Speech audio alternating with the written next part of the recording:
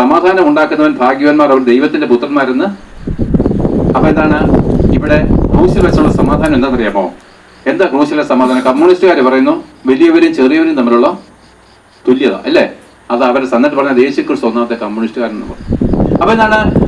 സമ്പന്നരും ദരിദ്രരും കൂടെ ഒരേ തട്ടി വരണം. ഇതാണ് അവരുടെ യേശുക്രിസ്തുവിനെ പിടിച്ച് കമ്മ്യൂണിസ്റ്റുകാരനാക്കി. പക്ഷെ ഇവിടുത്തെ സമാധാനം എന്താണെന്നറിയാമോ? ഉയർന്ന സിംഹാസനത്തിരിക്കുന്ന പിതാവായ ദൈവത്തോട് താണ് കുഴി കിടന്ന് നമ്മുടെ സമാധാനത്തിലേക്ക് കൊണ്ടുവരുത്തി നടുക്ക് ക്രൂശ്. അപ്പൊ നോക്കിയേ, ഉന്നതനും ഉയർന്നിരിക്കുന്നതിനും ശാശ്വതവാസിയുമായിരിക്കുന്ന പിതാവായ ദൈവത്തോട് നമ്മളെ നിരപ്പിക്കേണ്ടതിന് നമ്മുടെ പാപങ്ങളെ ചുമന്നുകൊണ്ടവൻ, പത്രോസ് പറയുന്നു, സാക്ഷാൽ നമ്മുടെ പാപങ്ങളെ ഭാരങ്ങളെ ചുമന്നുകൊണ്ടവൻ ക്രൂശിന്മേലേക്ക് കയറി. അപ്പൊ യഥാർത്ഥമായിരിക്കുന്ന നിരപ്പിന്റെ ശുശ്രൂഷ എന്താണെന്നറിയാമോ?